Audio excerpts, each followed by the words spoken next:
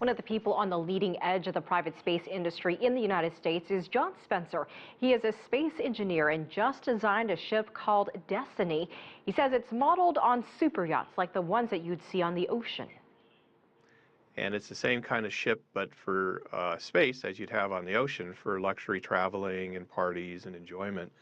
And this is a design based on real space technology and what we're forecasting that we can build in the near future. He told us that the price tag to build Destiny will be something like $4 to $5 billion. How much will it cost for a person to get a ride to space? Well, for the orbital superyacht industry, it's actually free to go to space because you're a guest of the yacht owner. And the yacht owners may be private individuals, families, or large corporations. Eventually, in the future, we're going to have orbital cruise lines, and you'd actually pay to go. That would be very, very expensive.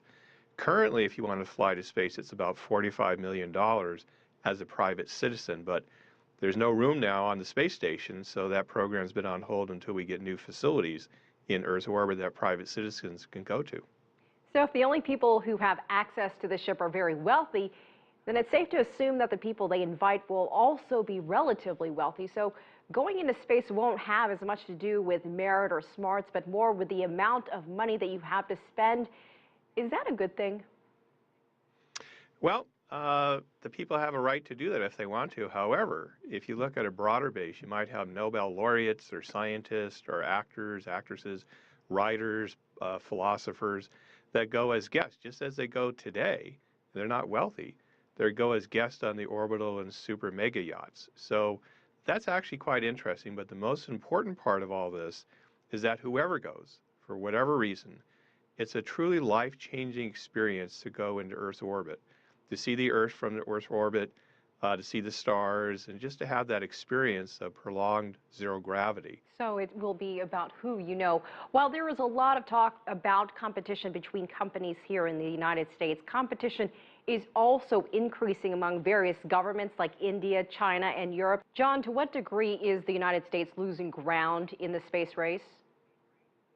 Not at all. In fact, we're gaining ground because we're now cooperating with our federal space program with private space enterprise, which is providing services to the space station. And the more we can be inclusive in our space programs, the better, because the truth is, we'll be going outward as a species, not as a country or a group of countries. Humanity is going to be moving outward.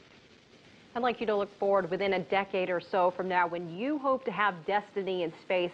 What will space look like? Where will humans be going into space? And how affordable do you think it will be? It's always going to be very, very, very expensive if you're a private citizen. And unless you're a guest or you're going to work in space or you're going on some scholarship or some grant, it will be expensive. But eventually, over time, the price will come down. But even today, after 200 years, the cruise line industry only has about 13 million annual passengers. And I've actually modeled the space tourism industry since the early 80s after the cruise line industry. So as technology improves, space access improves, then attitude, a quest to go to space, more and more people will be able to go. All right, John Spencer, space architect and founder and president of the Space Tourism Society. Thank you so much for your time. Thank you.